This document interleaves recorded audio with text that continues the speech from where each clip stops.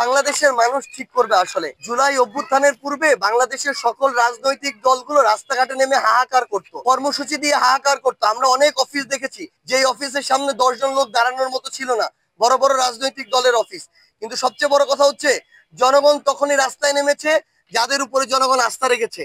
এখন যদি জনগণের ওই আস্থার প্রতিদান কেউ কোনো ব্যক্তি, গোষ্ঠী, দল, রাজনৈতিক দল না দেয়, জনগণ তাদের মতো করে আগামীতে যখন সুযোগ হবে জনগণ তার প্রতিফলন দেখাবে। আমরা এই অন্তর্বর্তীকালীন সরকারের কাছে নিশ্চয়তা চেয়েছি যে যদি এখানে যে নোট অফ ডিসেন্ট দিয়ে রেখেছে বিএনপি গুরুত্বপূর্ণ কিছু বিষয়ে, আমরা মনে করি ওই গুরুত্বপূর্ণ 7টা বিষয় 70টা অন্য সংস্কারের চেয়েও গুরুত্বপূর্ণ। ওই গুরুত্বপূর্ণ সংস্কারগুলো হবে কিনা এই ক্লিয়ারেন্স এই অন্তর্বর্তীকালীন সরকারকে দিতে হবে। যদি হয় আমাদের তো স্বাক্ষর করতে সমস্যা নাই, আমরা কেন সনদে স্বাক্ষরের বাধা হয়ে দাঁড়াবো।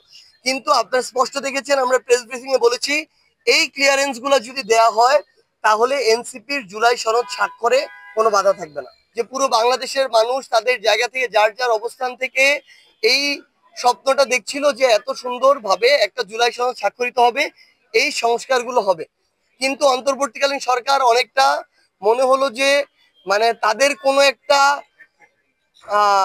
চাওয়া আছে, খুব দ্রুত এটা শেষ করতে হবে। মানে কোন একটা তারা আছে জুলাই সনদ স্বাক্ষরের, ওই তারার ভিত্তিতে তারা কে আসলো কে আসলো না এসব চিন্তা না করে তারা জুলাই সনদ স্বাক্ষর করলো। ভালো কথা। ওই সনদ স্বাক্ষরে এই অভ্যুত্থানটা যারা করেছিল, সরাসরি রাজপথে নেমেছিল, ওই জুলাই যোদ্ধারা যাদের ত্যাগটা অনেক বেশি, শহীদ পরিবাররা যাদের ত্যাগ অনেক বেশি, যারা রক্ত দিয়েছে, জীবন দিয়েছে, তাদের তো একটা বড় সংখ্যক প্রতিনিধিত্ব থাকা দরকার ছিল।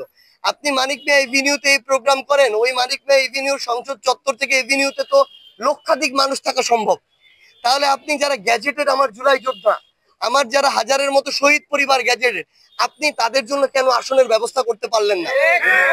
শুধুমাত্র গতানুগতিক কয়েকটা রাজনৈতিক দলের প্রতিনিধিত্ব, এই অফিসার, এই আমলা, এই উপদেষ্টা, এই বড় পদবীর এক একজন অফিসার, এগুলোকে দিয়ে আপনি এত বড় অনুষ্ঠান বানান, তাহলে যাদেরকে নিয়ে এই অভ্যুত্থান হলো তাদের এখানে অংশগ্রহণটা কোথায়?